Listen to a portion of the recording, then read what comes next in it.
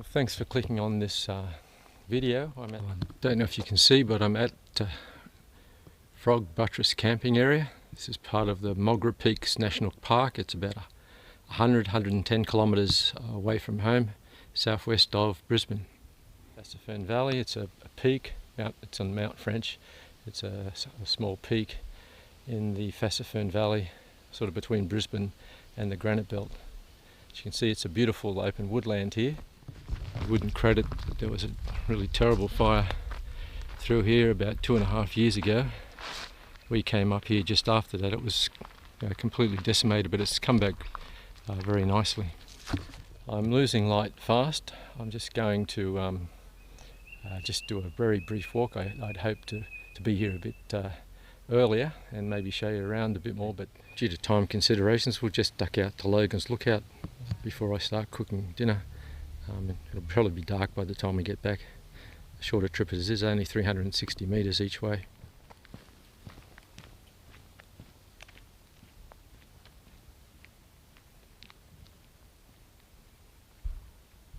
Years and years ago we used to bring the kids out this way when they were young, go for picnics down near Moogerah Dam, Maroon Dam, do some very easy walks around Mount Barney and so forth.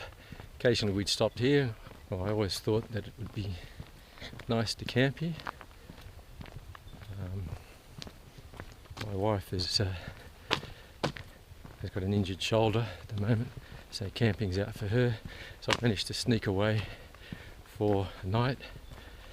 There are supposedly 14 tent sites at the campground. I've booked one of them. There were 2 others booked, so there's 11 vacant. The car park's chock-a-block. I have a feeling there are some people camping in their vans in the car park. The campsite's a long way from the car parks, but it should be quite quiet there. I don't expect there to be much noise. The 2 other tents that are there are a long way from where I am. I can see. So this is pretty much what we've come to see. There's a lookout here, Logan's Lookout. Views of the Fassifern Valley.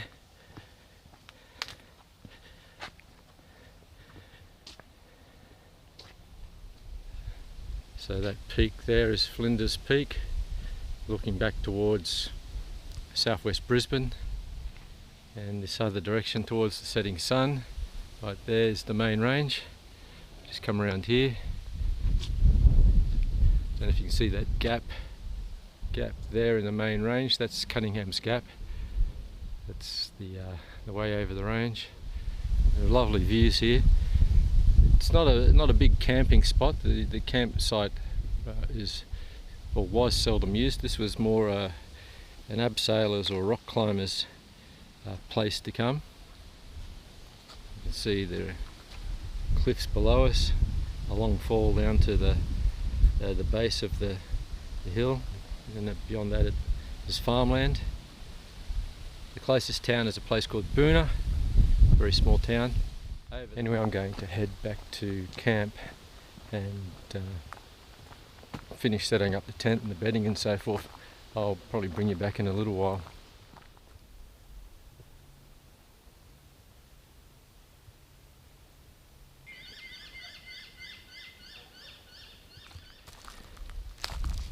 I'm back at the campsite. Here's the tent. It's a nature hike. I think it's a P3, supposedly 3-man tent. So it's a generous 2-man tent. You can see I've got a guy line to this corner. Just haven't been able to set it up properly.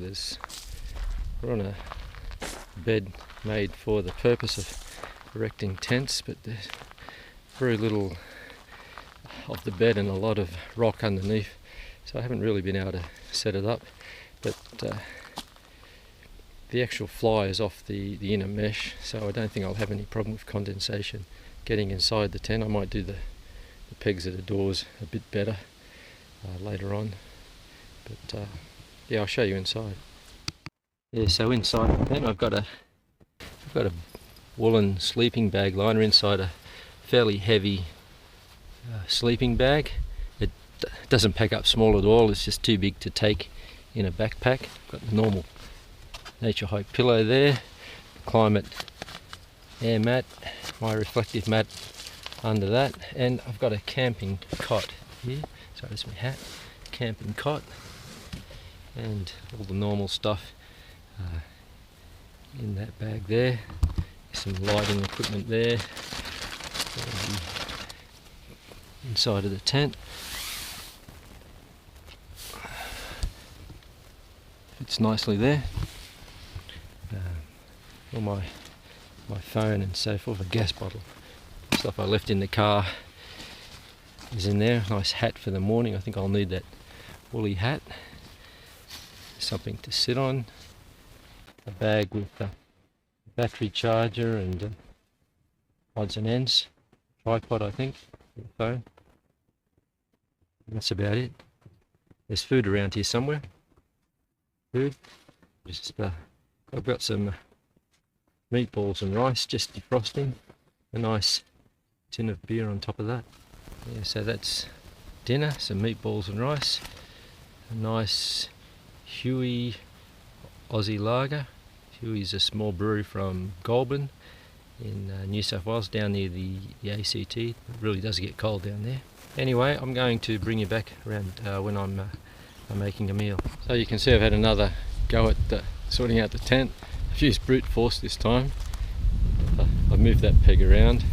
This one just wouldn't go in, but the peg's lying flat more or less through that loop.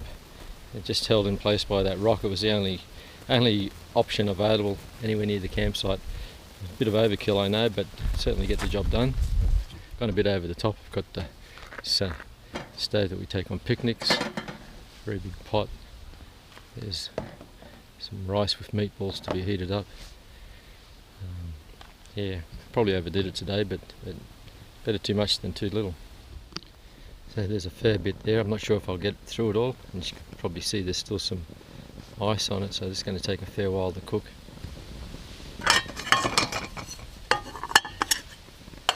Just to keep the heat in. I might actually just add a little bit of water to make sure it doesn't stick to the bottom of the pan. So I just tasted the rice. It's still frozen. Anyway, it's good to be out here. This is only about an hour and a half from home. It's very quiet here.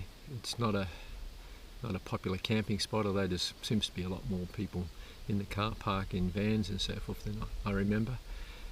I've never camped here before. We've come here for picnics. The views from the lookout are great. It was great days out that we had as a family when the kids were young. I like urban camping for the most part. There's always this anxiety. Will I get caught? Will I make too much noise?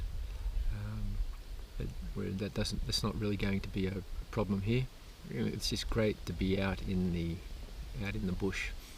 Just the smells. You can just get the hint of eucalypt in the Australian bush from time to time. The sound of the wind in the trees. I don't know if the speakers or the microphone can pick that up. I've forgotten why I always try to cook and eat before the sun goes down, because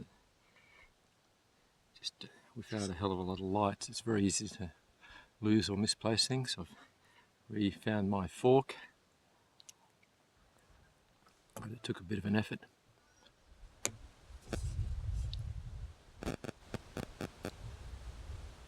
Hi, I'm going to sign off now. It's about just after 9. It's been a very uneventful night. I had a really great meal. As I mentioned before, some savoury rice and meatballs cooked by my wife, leftovers from a couple of days ago. Certainly a lot better than a bowl of noodles or a dehydrated meal like I've tried before. It's 100% better than that. It's very relaxing here. There are 2 other campsites occupied. They're quite away from me. I've seen a few torches going from tent sites to the amenities block and back, but apart from that, it's been very quiet. I mean, there's not much to say. I mean, you might hear the wind. It's very windy here. It's a bit of a surprise for me along the coast where we live. If we have wind during the day, generally it dies down at sunset. It's kept up here. It's quite windy still.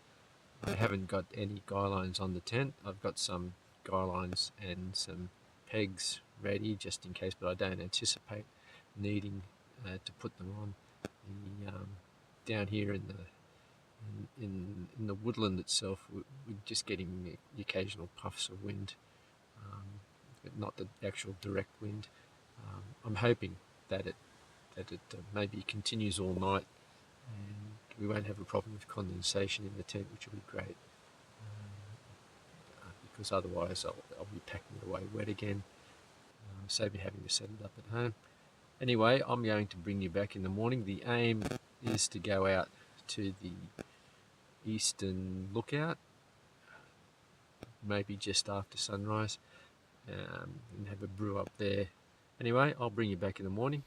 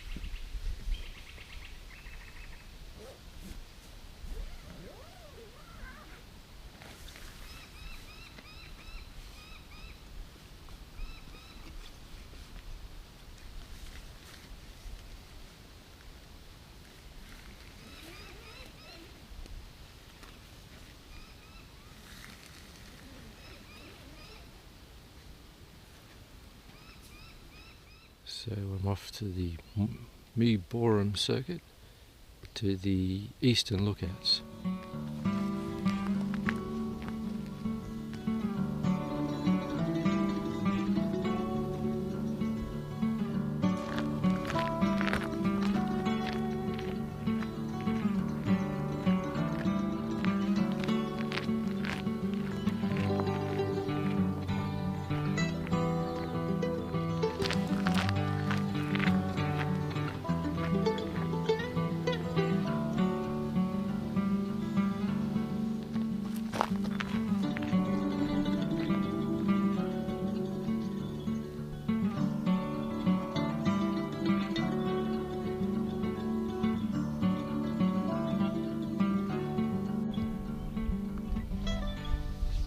Well, we wimped out and I've missed a sunrise, but just the same, the view is quite spectacular.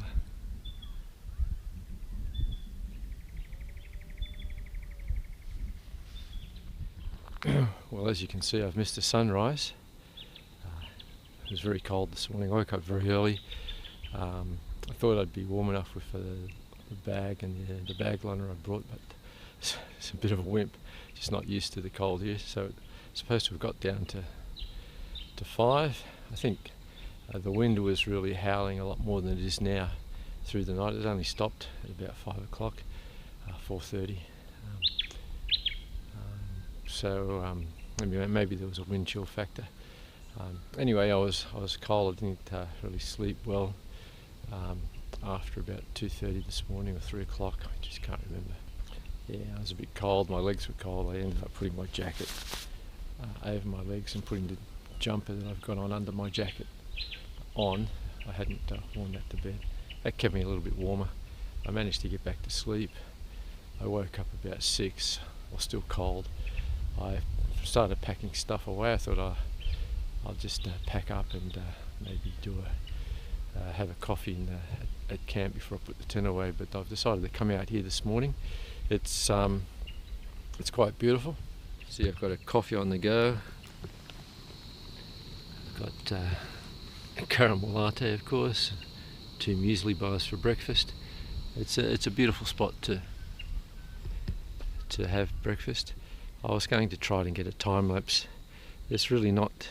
Well, I am making a time lapse, but there's just not really much to see from here. No grand vistas.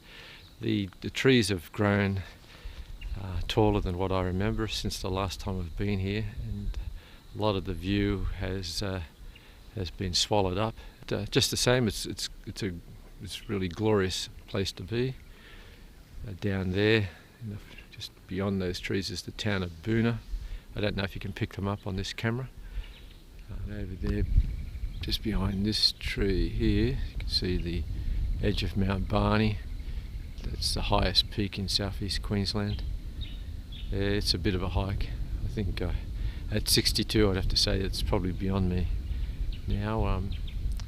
I've been up there a couple of times, but yeah, that was long ago and I had younger legs. You can see the sun through the trees now. It's high in the sky really. It's getting on to 7 o'clock, 10 to 7. So we've missed the sunrise by quite a margin.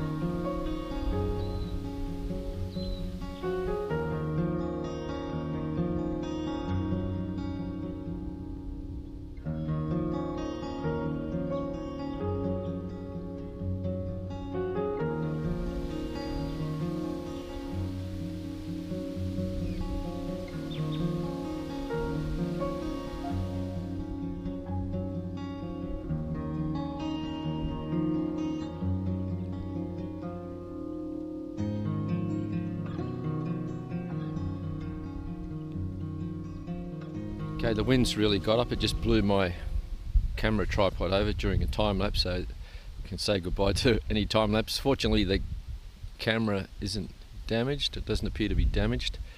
Sorry, phone. I call it a camera basically because that's what I use it for 90% of the time. It's a camera with a phone. Anyway, I've really enjoyed this camp despite the slight disaster there with the phone. It's been quite enjoyable. It was a bit cold last night. It took me by surprise. I brought that sort of cot bed which I assembled. I had a silver reflective mat on that, and then my air mat. I was in a winter sleeping bag with a woolen bag liner, but despite that I could feel the cold air underneath me coming through the base of the cot. But I mean, I got a lot of sleep. I didn't wake up, say I got to sleep maybe 9:15 or 9:30. I didn't wake up until 2:45. Dozed off a couple of times since then. I managed to put this parka, I wasn't wearing the parka, I just threw this over my legs, and that kept my legs warm. But still I could feel that cold, and I suppose that woke me up a couple of times after that. And then of course I wimped out, and I just didn't get here early enough to catch the sunrise. But I've really enjoyed this camp. I hope this video was enjoyable. Anyway, I might catch you on another one. Thanks for watching, and bye for now.